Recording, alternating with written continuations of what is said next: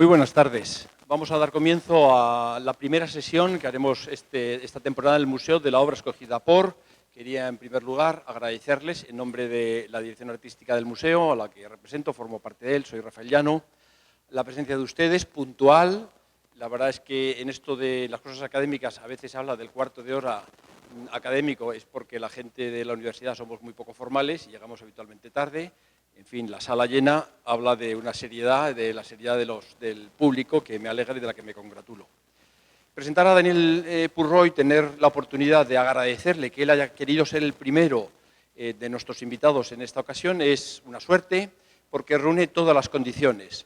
Él se formó en Pamplona con Juan Antonio Eslava, estudió arquitectura en la ciudad, en esta universidad, y a partir de ahí inició una carrera artística, si es que podemos decir que la arquitectura no lo es, pero sí una carrera artística personal donde se conjugan esas dos cosas, la trayectoria de la formación arquitectónica con luego ya el desarrollo de su propio medio expresivo, de su propia carrera expresiva. Eso, en fin, en otros casos también, ¿no? La verdad es que una persona acostumbrada a manejar el espacio a las escalas como un arquitecto, luego eso se nota en su obra, pues porque se atreve con grandes espacios. Yo creo que muchas de las obras de Daniel, pues efectivamente se han atrevido con la calle, y atreverse con la calle, atreverse con un barrio, atreverse con eso, se necesita unas espaldas muy anchas y normalmente un arquitecto las tiene y otros quizás no los tengan tanto.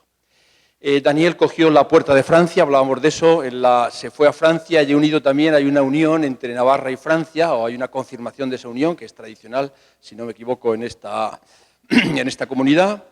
Y efectivamente también ha sido capaz ya con su trayectoria artística de unar esas dos fuerzas, esos dos vectores, esas dos geografías, y eso también ha enriquecido su obra y por eso lo queríamos traer aquí.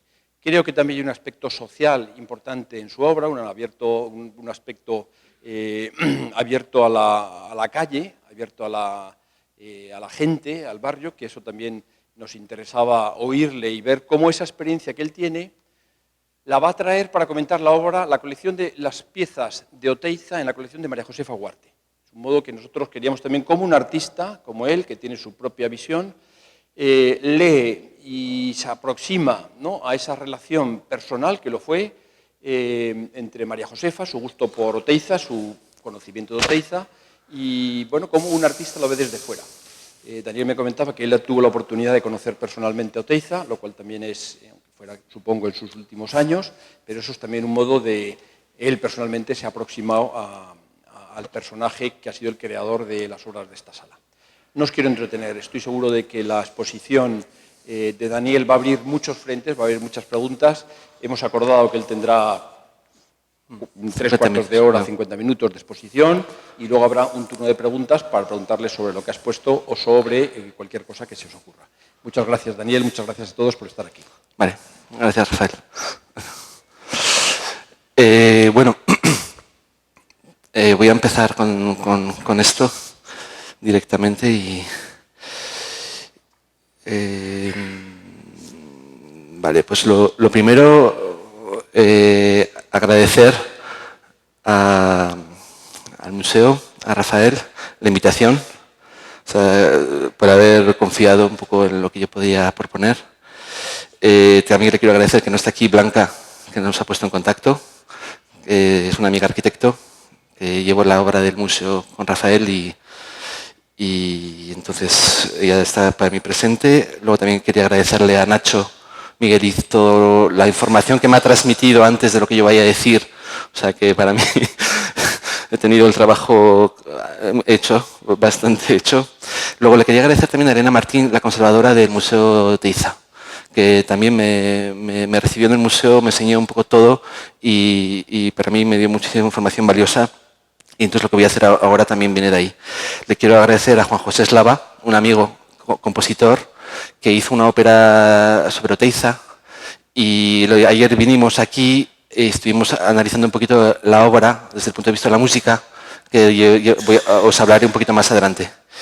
Y luego también a Miquel Castillo, que quedé con él, que era antiguo director de la Escuela de Deva, conoció bien a Jorge y me dijo cosas muy buenas y Y bueno, pues eso. Y luego también un poco los documentos que yo voy a utilizar, pues la gente que les ha realizado, pues también les agradezco.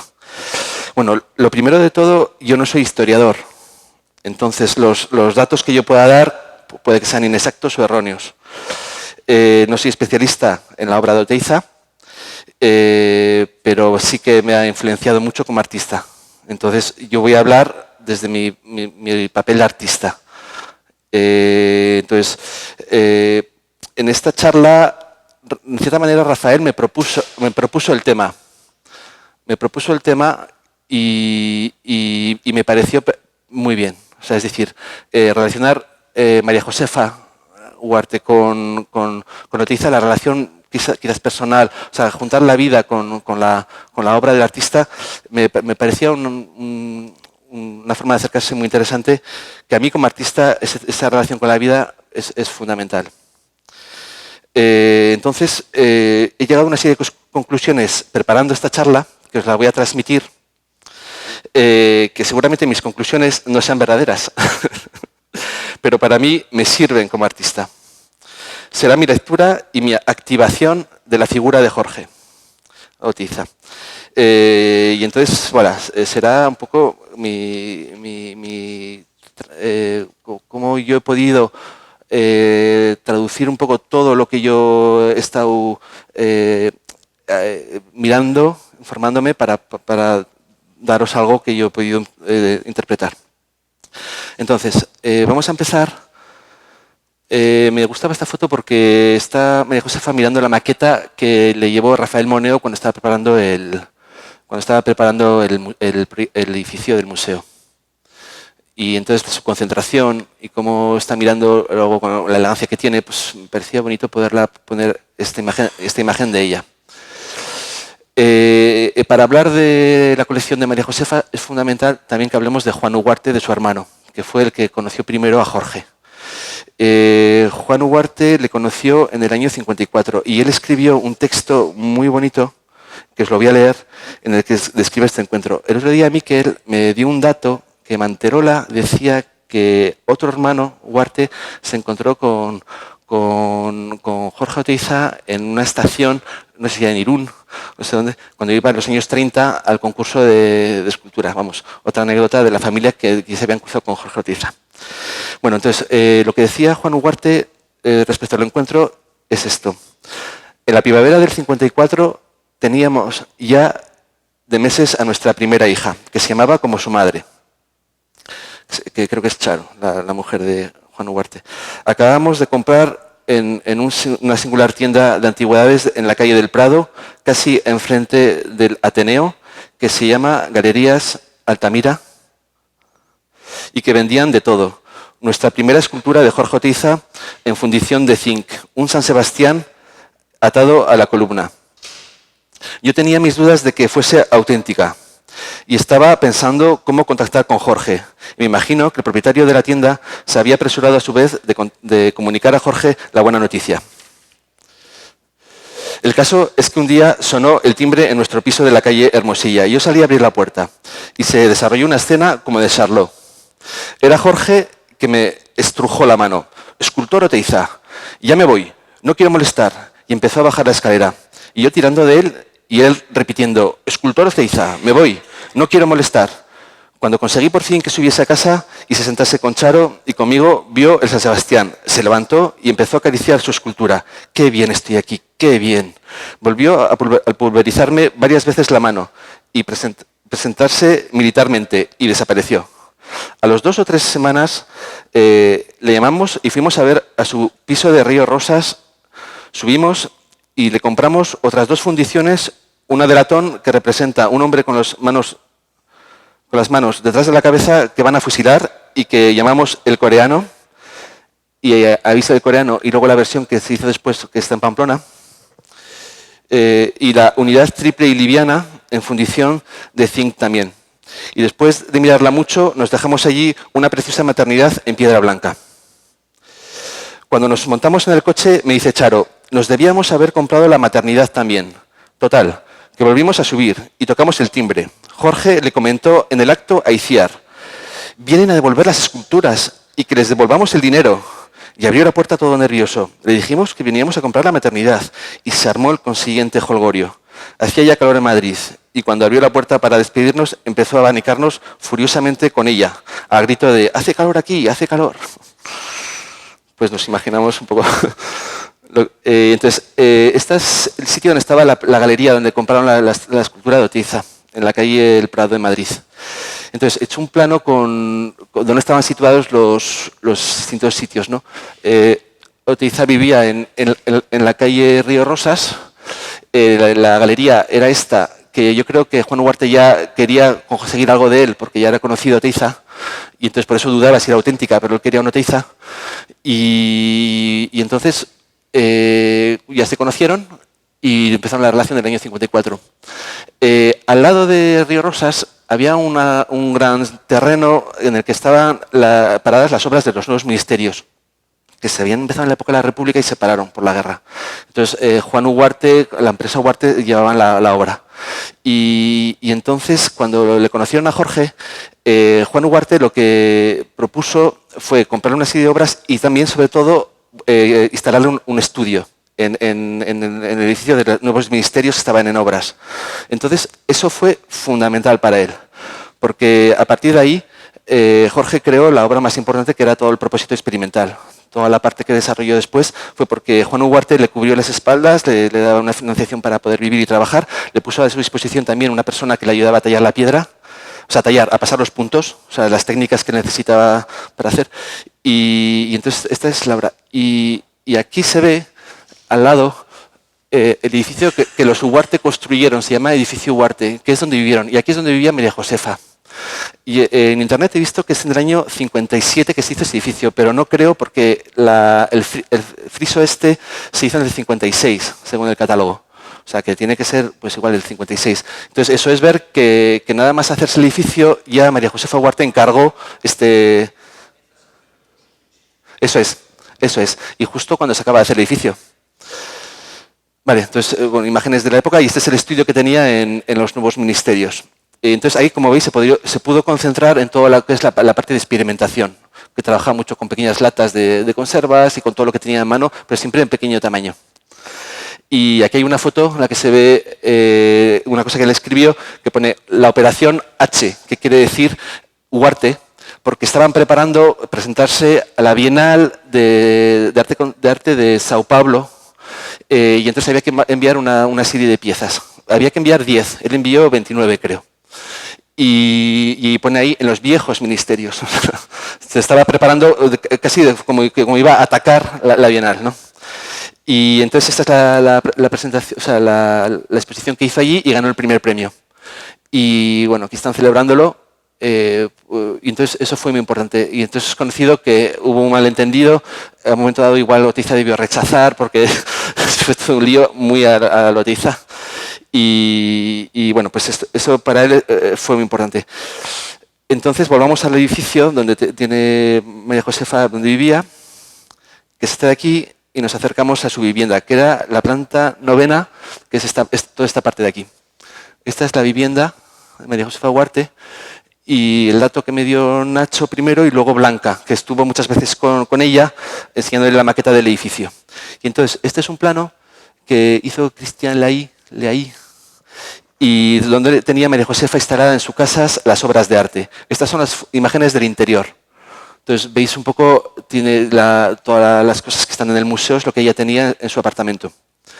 Y entonces, es curioso ver cómo la mayor parte del mobiliario es todo claro y blanco. O sea, el suelo es claro, casi blanco, los sofás blancos, todo es blanco, y ahí está la obra de arte con color. Y luego habla mucho de los blancos que quiere comprarle a Palazuelo, a Millares. Le coge también solo cuadros blancos, no los negros. Entonces, ese tema para ella era importante. El blanco de la pared del friso de Jorge Oteiza. Y eso, bueno. Pues en uno de los artículos que sale publicados, ella dice que para ella es más importante sus obras de arte que las joyas de su madre. O sea, como es algo para ella vital. Y es sorprendente como a aquella época como defendían ellos el arte abstracto. Estaban muy implicados en esa aventura y como había algo del interior. Y este texto que os he leído antes de Juan Ugarte está muy bien, porque él defiende y dice que a la pregunta de si le costó muy caro apoyar todas esas ideas, dice no hay comparación el precio, la riqueza espiritual que tiene haber hecho todo esto con el dinero que él dejó. Dice, de todas formas, una obra de ellos ya cubre todos los gastos que yo tuve. Es decir, que sabía lo que hacía, pero al mismo tiempo habla de la riqueza espiritual que tenían ellos, tienen esta relación con estos artistas. Estas son las obras, que son las obras que están en la sala, y está muy bien porque son representativas de distintas etapas de Jorge Oteiza. Las dos piezas están detrás de la chimenea que, como sabéis, representa Elías y su carro de fuego, que Oteiza hizo. Esta chimenea que estaba en la vivienda de María Josefa, ella hacía fuego todos los días, decía, y entonces las llamas a veces salían. Entonces Jorge Oteiza quiso continuar un poquito eso con esa escultura. Hay muchos bocetos de esa pieza. Al principio se identifica más lo que es el carro de fuego y así, y luego al final acabó siendo pues, esa obra.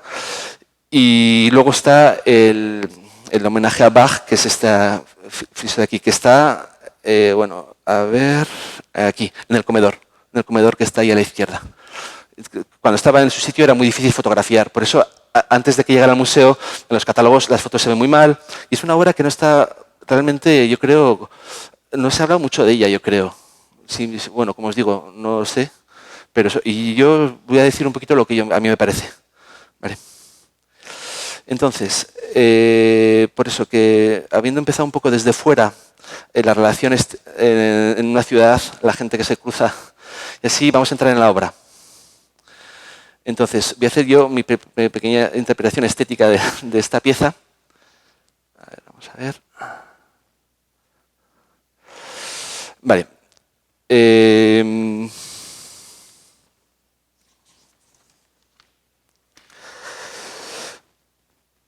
Y primero, el título de esta obra se llama Homenaje a Bach, donde la primera pregunta que yo me hacía era la relación que podía tener lo que él hizo, Jorge Oteiza, con respecto a Bach y respecto a la música.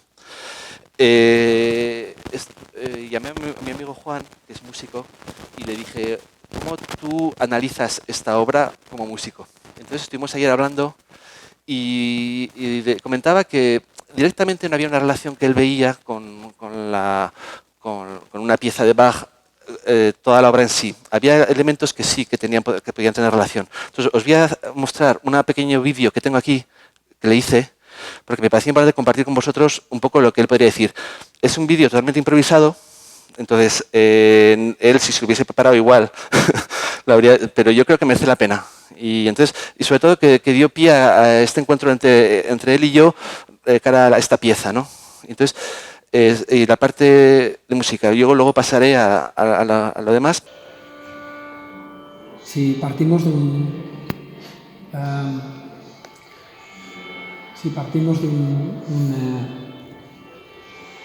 una unidad mínima, sencilla, por ejemplo, puede ser una nota mantenida, sea horizontal, y un ataque o una pulsión, no me gusta la palabra ataque, una pulsión que se identifica más como vertical, creamos posibles, a través de sus combinaciones mínimas, creamos ya figuras, ¿no?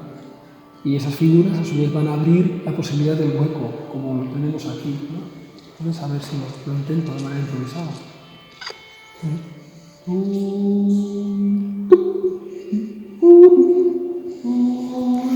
Esto es una unidad mínima, ya compuesta por dos, ¿no? Si eso la desglosamos en el tiempo, superponiéndola a sí misma, tenemos esa idea de polifonía vinculada a la profundidad.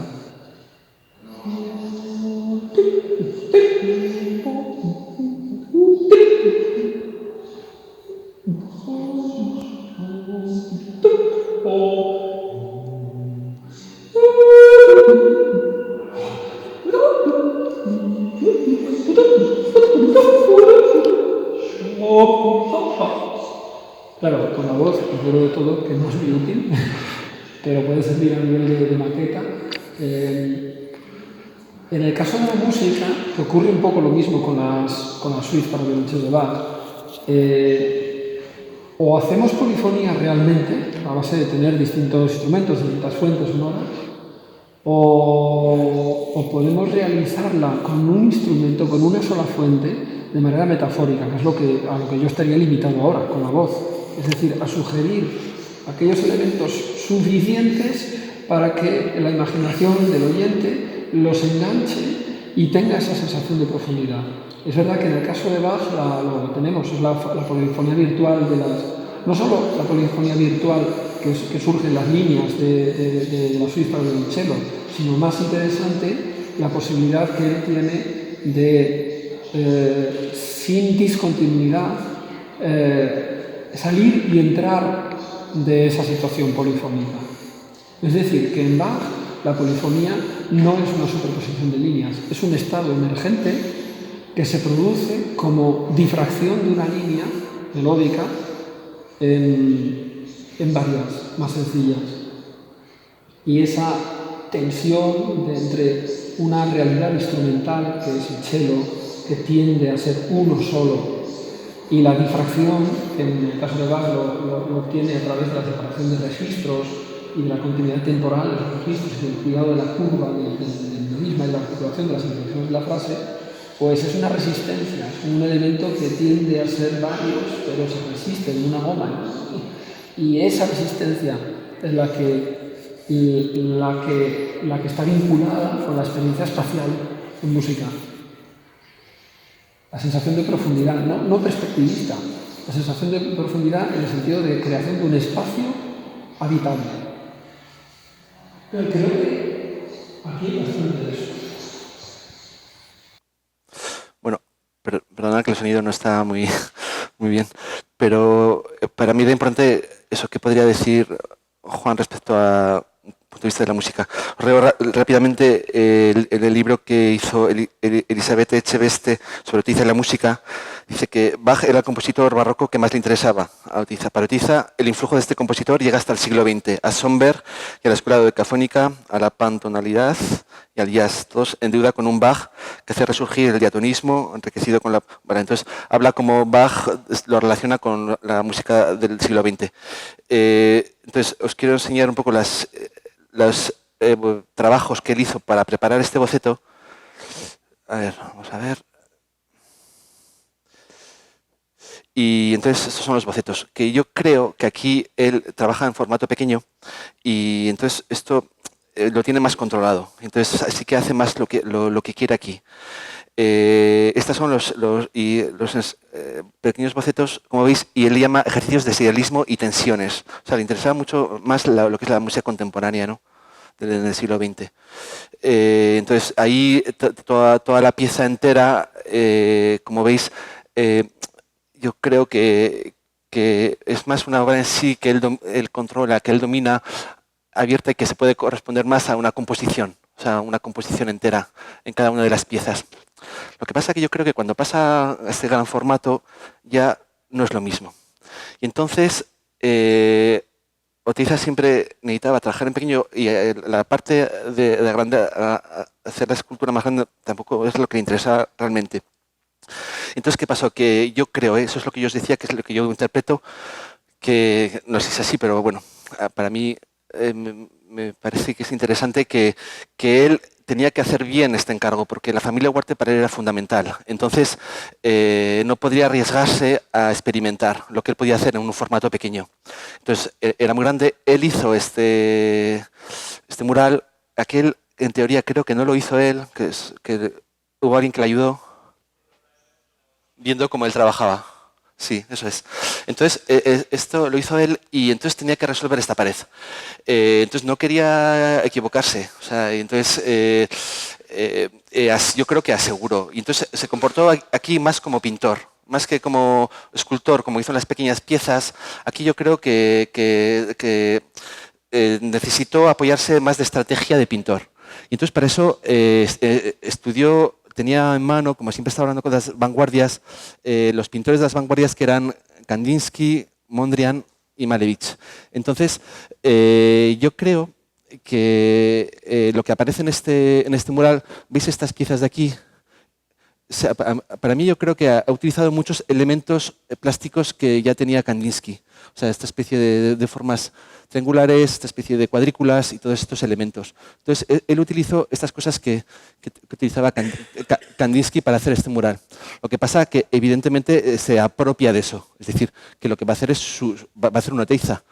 Y entonces, es muy curioso porque yo leo muchos más elementos de Kandinsky y, en cambio, en esta época, justo al año siguiente, cuando habéis visto lo de que va a Brasil y gana el concurso de escultura, es ahí donde escribe un texto que habla de su propósito experimental. Entonces, en ese propósito experimental, él habla de lo que a él realmente le interesa a desarrollar como continuación de las vanguardias. Y entonces ahí deja muy claro que la figura que él quiere seguir es Malevich. Y en cambio, en absoluto, Kandinsky. Y critica muchísimo a Kandinsky. Yo creo que esa crítica llegó después del estudio que él hizo de Kandinsky para preparar este mural, y yo creo que en este mural fracasó. O sea, a mí me parece que comprobó que no era esto lo que quería hacer. Entonces, y os voy a decir por qué. Utiliza todos estos elementos que vienen un poquito, pues... Entonces, aquí hay otro cuadro una acuarela de Kandinsky que se llama Tensión Suave. Entonces, los elementos que él utilizaba de cosas livianas y todo, pues ya lo habían planteado estos artistas de las vanguardias. Por otro lado, las referencias evidentes todo del arte parietal, o sea, todas estas especie de arañazos que hay en la obra. Lascaux ya se había descubierto en los años 40.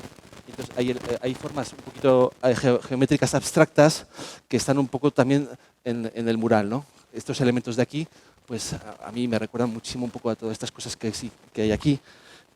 Y luego el tema de estos arañazos que hacen el mural, para mí yo veo estos que hay en esa esquina de ahí, estos que hay aquí en vertical, estos de aquí y aquellos de allá. Es decir, él marca las 4 esquinas. O sea, en cierta medida delimita el territorio. O sea, y ahí es donde él cierra el cuadro, de cierta manera.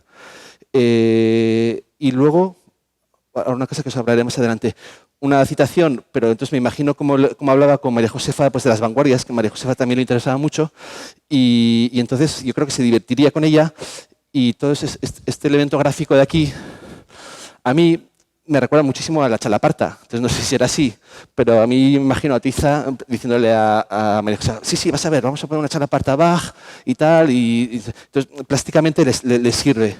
O sea, estos dos elementos que están ahí, a él le pueden servir y corresponden mucho un poco a la actitud, yo creo, que da Tiza. Y ahora me voy a centrar en este elemento central que hay ahí, este de aquí. Entonces, yo creo que me parece sorprendente que él haya hecho en medio de la obra una especie de cruz que estaba a la altura de la mirada. Es decir, el suelo del apartamento llegaba aquí, entonces esto corresponde a la mirada de los ojos. Y es una pieza totalmente central, es decir, totalmente clásica. O sea, es una especie como perspectiva central, como una obra del Renacimiento, y con una especie de cruz. Esa cruz como que es el encuentro, pues eso, lo que puede representar el hombre, ¿no? El encuentro entre una vertical, entre la tierra y el cielo, y una horizontal, pues eso, entre el cielo y lo que es la tierra. En ese punto que se cruza, pues ahí está el hombre, ¿no? Entonces, a mí por eso me parece que es como un mural muy humanista, que no tenía Kandinsky. O sea, Kandinsky no tiene para nada esto. En cambio, él sí. O sea, como que ahí aparece todo el humanismo de Oteiza. Y entonces aparece ahí él, en esa especie de elemento central, un poco de sistema de coordenadas, en el que el centro es el hombre, o esa especie de cruz. Él ha hecho elementos antes, con una especie de estructura de hierro, en la que añadía piezas. Entonces había una especie de tizas en estas pequeñas maquetas que él hace, y él habla siempre de la trampa. O sea, él quiere crear trampa para atrapar al hombre, para atrapar, incluso ella dice, yo quiero atrapar a Dios, o sea, le pone trampas, ¿no? El artista dice, el hombre es un pastor y el artista es un cazador. Y la obra de arte es una trampa para atrapar. Y entonces yo creo que esta especie de trama que hay aquí se parece mucho a estos elementos que él había hecho en el que ponía tizas. Y aquí la tiza está hecha haciendo un hueco en la pared. Pero se repite un poquito ese elemento plástico, ¿no? Bueno, os enseño estos ejemplos que había hecho antes para otro proyecto, y entonces aquí hay muchas cosas que aparecen después en este mural. Entonces, yo lo que os decía de la parte central que veo ahí, clásica y humanista en este mural. Y al final yo creo que esto pudo surgir por la presencia de María Josefa. Es decir, es la mujer que habitaba esa casa. O sea, esa casa era María Josefa. Entonces yo creo que de cierta manera, Oteiza proyectó la presencia de María Josefa en el centro y además era una figura, un pilar para él en ese momento. O sea, era la gente que le estaba permitiendo hacer su trabajo. O sea, la familia Ugarte y ella ahora en concreto eran fundamentales. Entonces, yo creo que esta obra centró un poco todo primero en una persona, en el hombre, y ocupó ese lugar en ese momento y además como algo que le podía proteger, que podía ser ella. Y ahí queda. Tac. ¿Qué pasa? A mí en esta relación me parece que es muy interesante, pero cara a la obra de Oteiza después, Oteiza no quería eso. ¿Por qué? Y os voy a decir por qué. Es decir, Oteiza no quería hablar del otro. O sea, es decir, a ver. Él buscaba otra cosa. Y buscaba atrapar el mundo. Y para poderse encontrar a él. O sea, él sí ponía ya a María Josefa, a él no se salvaba. Él quería salvarse con el arte, siempre lo había dicho. Entonces, la forma de hacerlo es, tiene que ser otra cosa. Y él encontró la solución haciendo el vacío. Es decir, que en el vacío él puede encontrar el mundo y ahí él puede habitar, o sea, puede estar. Entonces, por eso que este tipo de obra a él en el fondo no le correspondía. Y por eso me parece muy importante. Y yo creo que lo que hizo aquí Oteiza fue aplicar el método científico de ensayo y error, ¿no? Que probamos algo y si no funciona, pues seguimos por otro camino. Y yo creo que la relación que puede haber en el tiempo entre el propósito experimental, que habla de todo eso, y el resultado de esta obra, que es totalmente en otra dirección, tiene que ver. O sea, que esto yo creo que dio pie mucho a la obra de Oteiza después. El propósito, ahí vio muy claro muchas cosas. Y él lo dice, no lo dice respecto a esto, pero dice que llegó un momento en que vio claro el tema de que Malevich era el camino que él quería seguir. Bueno, entonces por eso creo que es importante. Entonces, ya hemos un poco analizado esta obra, y entonces os voy a hablar un poco en general de Oteiza, lo que a mí me parece, y entonces ya no necesito apoyarme en estas imágenes. Bueno, lo puedo dejar así. Entonces, lo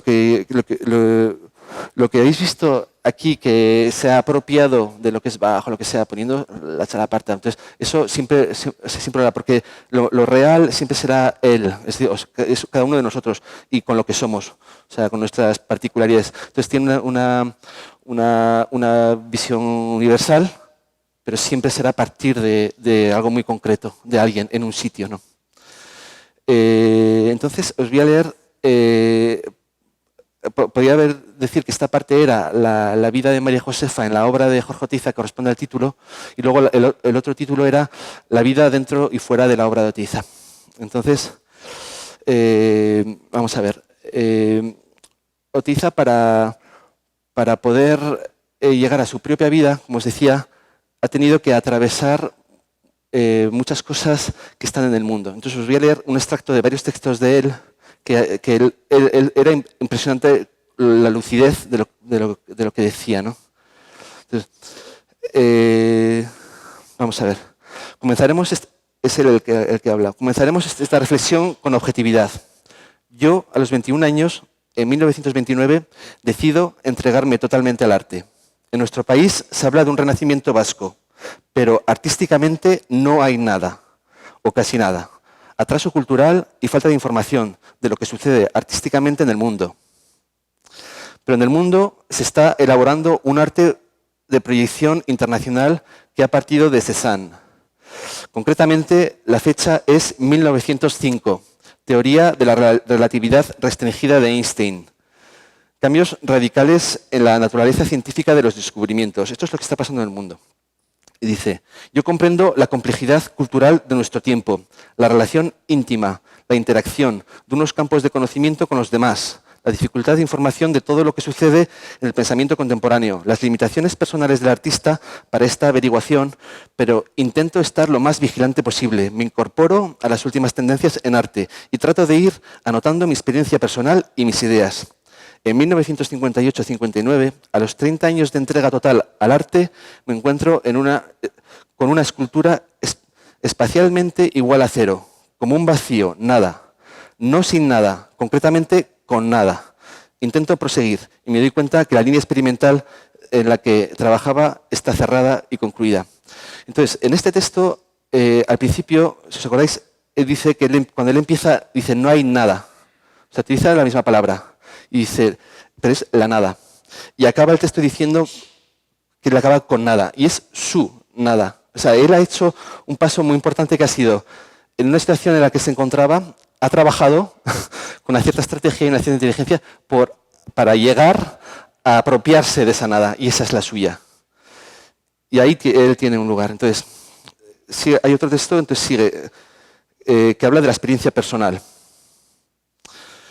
Examino mi situación en los últimos años. Compruebo que he trabajado en descontar la expresión, en apagarla. El resultado lógico era mi conclusión final. Examino la situación en otros artistas con cuya experimentación había estado en relación la mía. Amplío mi análisis, comparado a los otros lenguajes en arte y literatura. Me doy cuenta de que a un largo periodo de enriquecimiento objetivo de la expresión había sucedido un progresivo silenciamiento general de la obra de arte como objeto expresivo. Pero que el artista y el crítico atribuían a un debilitamiento y fatiga del creador que se trataba de superar. Yo sentía personalmente un nuevo y desconocido sentimiento de liberación espiritual. Me sentía de nuevo en la vida, como graduado desde el arte para participar en las demás tareas que yo había considerado hasta esos momentos como distintas al dominio del artista.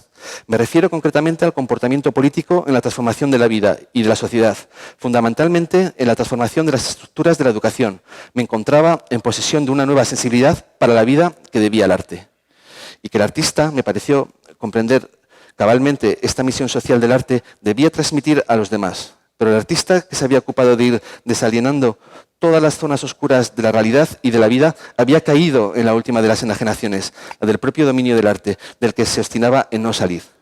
El arte, pues, tenía que interrumpirse, tenía que morir para que una nueva sensibilidad de hombre para la vida pudiera nacer. Entonces, como él ha hecho ese paso, pero ha tenido que pasar a atravesar el arte. Entonces, es un movimiento un poco de muchos artistas que tienen esa actitud. Entonces, esto corresponde a una época. Es decir, que está ya muy claro y estudiado que todo esto surge de una serie de parámetros que se han dado a nivel intelectual para que ciertas personas puedan dar esta respuesta. Entonces, lo que decía Michel Foucault en el libro Le Mots et les Choses, que habla del episteme, es algo del que cada época no puede escaparse. Y entonces hay algo común, compartido, y entonces mucha gente va a dar una respuesta para una serie de actualidad de una época.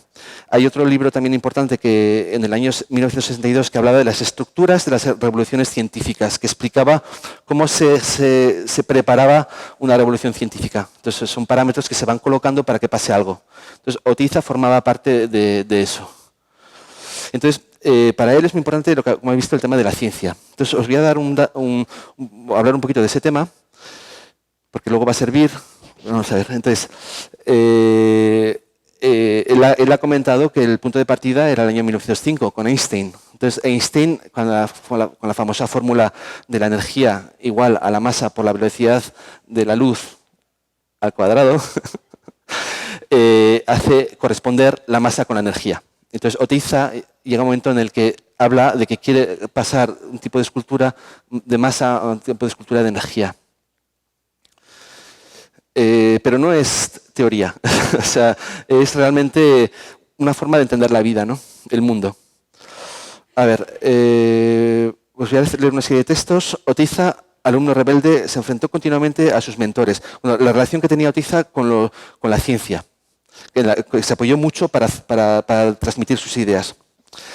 Entonces, Francisco Javier San Martín, en el libro Oteiza, Laboratorio de Papeles, dice: Oteiza era un alumno rebelde, se enfrentó continuamente a sus mentores, y no en aspectos de detalle, sino en el propio cuerpo de la teoría que un científico podía dar, o un especialista. El padre Barandiarán, Antonio Tobar, Koldo Michelena encajaron sus invectivas con perplejidad y a menudo con abierto desprecio. Las ideas de Oteiza no eran formalmente científicas, ni siquiera verosímiles, pero incluían en el campo de la investigación un erratismo, un delirio que les desarmaba. O sea, era muy fuerte Oteiza cuando planteaba las cosas. El arte, dice Oteiza, en un texto que se llama Sobre ciencia y arte: el arte es una ciencia del misterio, que escapa a la revelación científica. La ciencia trata de eliminar el misterio. El arte trata de enfocar el misterio de cada época, de producir su imagen, de devolverlo en amistad al hombre. Y luego, en el texto que escribió sobre la interpretación estética de la estatuaria megalítica americana, en el año 1952, dice: las obras de arte guardan secretamente el contenido histórico del momento en que surgieron y al que sobreviven, y encierran en un estado de encantamiento que ya no es posible desencantar, pero sí estéticamente interrogar y traducir. Entonces, en la Carta a los Artistas de América, creo que es el año 1944, dice: la importancia social del artista reside en la proporción que proporciona y crea los mitos. Bueno, pues entonces él se posiciona cara al tema de la ciencia que la tiene que utilizar, pero como artista. Y él guardará siempre algo, buscará siempre que pueda contener un misterio, ¿no? Lo que podamos hacer. Habla, bueno, todo lo que dijo, ¿no? Pero cómo el artista, o sea, el hombre del siglo XX ha hecho un viaje hacia adentro, como el artista del siglo XIX, el artista no, la gente del siglo XIX era el momento en el que se acabó de todas las últimas colonias en el mundo, a conocer los últimos territorios, entonces se acabó de controlar todo lo que es la superficie de la Tierra, o sea, un desplazamiento en el espacio exterior. Y entonces en el siglo XX lo que pasó fue lo contrario, entonces la gente se metió un poquito hacia adentro, y ahí es cuando surgió todo lo que es el psicoanálisis, los artistas del siglo XX con una subjetividad enorme, y luego ahí se descubre todo lo que es la física cuántica, las partículas elementales y todo eso. Entonces, son momentos que están, cada uno busca un poco su mitología o su forma de ver el mundo, ¿no? A ver. Entonces, para ello, el artista produce esos objetos que son las obras de arte y son vehículos de transmisión. Es lo que va a servir a relacionarse con el mundo y con el otro. Entonces, ver un poco la estatua como una fábrica, es decir, dice, en interpretación estética de la estatuaria del megalítico americana, dice: de un pueblo que por primera vez, frente a la corteza misteriosa del cosmos, introduce en él sus manos desnudas para arrancarle los primordiales elementos, con los que acierta a elaborar sus ideas y sus mitos y a montar las fábricas, la estatuaria de su propia salvación y espiritual. Entonces, él llama a las esculturas muebles metafísicos, que él, el artista, carga con significado, y luego el otro puede descifrar. Entonces, él no ha encontrado el documento en el que él se ve delante de una pared parietal y dice: yo esto lo hago hablar, yo esto lo hago... O sea, él descodifica la obra de arte y dice lo que le está diciendo, lo que lo interpreta. Entonces, eso estaba contenido ahí. Y dice, y en cierta manera hay un cierto encantamiento dentro de la obra para que pueda llegar hasta nosotros. Entonces él dice que el mito son imaginaciones para contar escondiendo. Lo dice en el libro de Filología Vasca de nuestro periodo europeo. Entonces eso está en las obras de arte, en las esculturas y también en las palabras. Por eso le interesaba a él tanto la semántica y la lingüística y todo eso. Entonces, hay un texto que dice que compara lo que es una especialidad científica a lo que es la estética, que le hablaba, el rol del artista. Dice, la etnología trabaja en la parte exterior de la estatua. Es decir, desde lo más lejano en el ámbito personal del intérprete, en las tradiciones lingüísticas y folclóricas y tal, todo lo que puede hacer un científico. Dice, pero a mí lo que me interesa, o a la estética, es qué es lo que pasa al interior de la estatua, es decir, la estructura interna, lo que ha transmitido ahí el artista, que hace que salga así. O sea, entonces él se fija pues, a partir del exterior hacia adentro, ¿no? Todo eso que pueda ir. Dice, pero las dos son complementarias. Y entonces hay un texto que está muy bien de Pello Aguirre, que escribió, que hizo una charla en el primer Congreso Internacional sobre Oteiza, y el texto, o sea, en el libro se llama Actualidad de algunas lecturas postcontemporáneas sobre Oteiza. Entonces, ¿qué es lo que podemos sacar de ahí? Lo que me puede interesar a mí, o sea, no solo los datos un poco de historiador de su obra, sino un poco lo que él nos puede aportar, ¿no? Entonces él dice, muchas veces existen conexiones de forma, o sea, respecto a lo que hemos visto del tema de la ciencia, Oteiza y la ciencia, muchas veces existen conexiones de forma diacrónica, no lineal, más que evidentes en la que incluso el propio autor o artista no ha reparado o no es consciente, pero la mayoría de las veces el contacto con los sistemas ideológicos permanecen en niveles que son del orden de lo inconsciente. Uno de los posibles usos de Oteiza para la generación actual no estará, a mi entender, tanto en si la escultura se genera a partir de la perforación de una masa compacta, como podría ser aquella escultura de aquí, en la que representa todo un trabajo en el que busca el vacío, quitando la materia, dice, o buscar ese vacío construyendo unas formas que lo van a crear. Entonces, son dos tipos de trabajo totalmente distintos. Entonces, en los libros de estudio de la obra de Oteiza, pues se trabaja mucho sobre ello.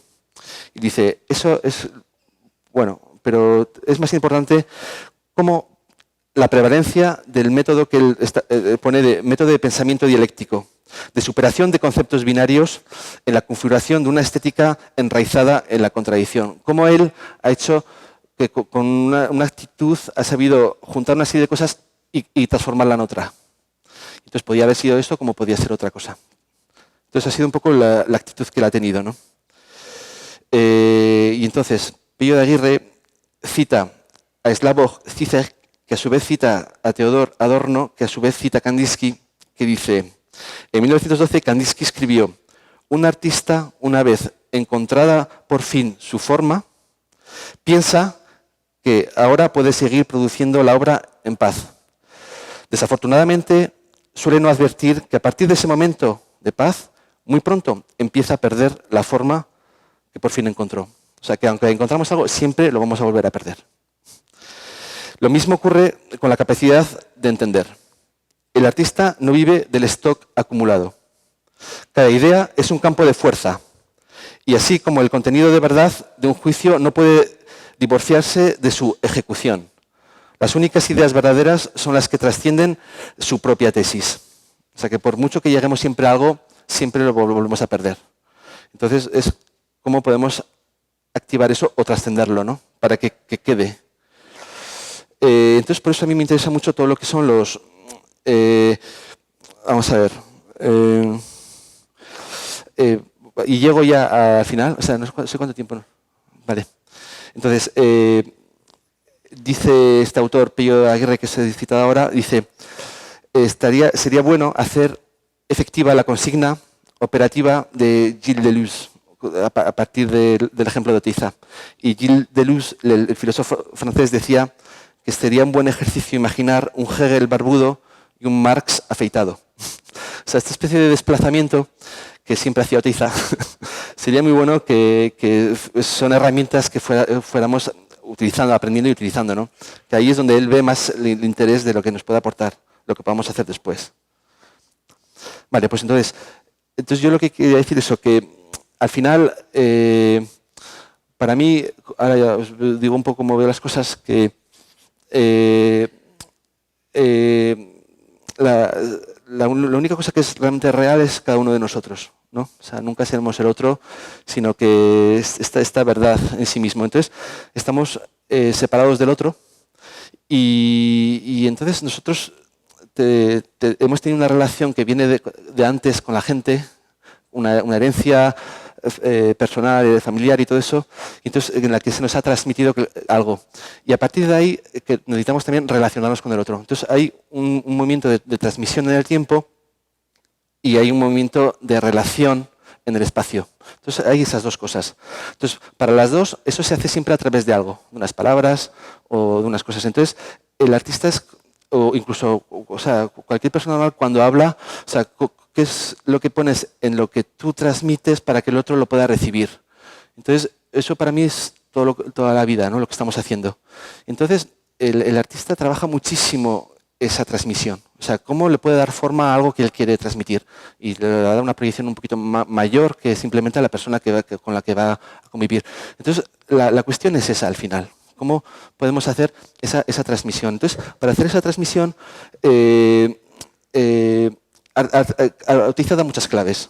O sea, dice, hay que hacer esto, pero también lo contrario y tal, y ahí puede conservarse algo. No será siempre una sola cosa. O sea, toda la contradicción que puede tener la forma de actuar de Oteiza, ahí guarda una verdad. O sea, las cosas erróneas que decía, comparada con los especialistas científicos, quizás lleva algo que necesitamos, que es más, como dice él, de esa especie de las historias inventadas de los mitos. Bueno, pues ahí vehicula quizás algo más que la ciencia puede acertar, pero va a ser mucho más limitado, ¿no? Entonces, es ese tema importante de cómo trabajamos esa relación con los demás y luego hay muchas maneras, es decir, en la que, por ejemplo, eso es. Os voy a leer un párrafo rápidamente de las esculturas africanas, en la que Oteiza se reconocería y entonces me sirve un poco para darle ese sentido a la obra de arte. Es decir, hay una película que se llama Las estatuas también mueren, de Chris Marker. Y dice, cuando los hombres se mueren, entran en la historia. Cuando las estatuas mueren, entran en el arte. Esta botánica de la muerte es lo que nosotros llamamos cultura. Y entonces hay otro texto escrito hace poco por Felwine Sarr, que es un intelectual africano, que habla del rol que juega el arte en África, que es distinto al rol que juega en Occidente. Entonces, está en francés, lo voy a intentar traducir a la vez que lo leo. Entonces dice, la relación entre la relación que las sociedades establecen con los productos que ellos generan. Un poco lo que decía Oteiza. Cada sociedad necesita producir algo que lo generan también los artistas. Dice, en muchas sociedades africanas las estatuas también mueren. Tienen una duración de vida y están cogidas en un ciclo de economía regenerativa que se funda en la concepción abierta de la materialidad y de la identidad ontológica. Ciertos objetos son depositarios de unos influjos y unos campos energéticos que hacen de esos objetos animados y de potenciales activos, mediadores entre diferentes órdenes de la realidad. Las máscaras son enterradas al cabo de un tiempo para poder renovar el influjo energético y conferirles así su potencia operatoria. Entonces, cómo la relación con la obra de arte en África podía ser distinto, que es el que tenía Oteiza. Es decir, os voy a poner luego un extracto que los conocéis Oteiza, lo sabéis de sobra, pero merece la pena. Y entonces os voy a decir lo que hace con lo de la obra de arte, pero antes de ello, dos o tres cosas. En esa transmisión, o sea, ¿cómo las vamos a tratar? Levi Strauss dice una cosa que para mí es muy interesante, es decir, que cuando de un grupo a otro se va a transmitir algo, es decir, la forma plástica, de esa forma, cuando se mantiene, la función semática se invierte. Y cuando, por ejemplo, la forma semántica se mantiene, la forma plástica se invierte. Es un poco que también tiene relación con la ley de los cambios de Oteiza. O sea, hay algo ahí que cuando hacemos esa transmisión que os decía, el objeto que enviamos, hay algo que pasa en el camino que se invierte. Entonces, todo eso hay que jugar con ello, siendo artistas. Voy a acabar con el vídeo que ya conocéis de bastante gente de Oteiza, cuando estuvo en la Bienal de Venecia, es un minuto. Y ahí un poco lo que dice, se oye mal, la calidad es muy mala del vídeo que he cogido sobre YouTube, en YouTube, pero bueno, ahí dice un poco lo que, pues claro, mejor un poco lo.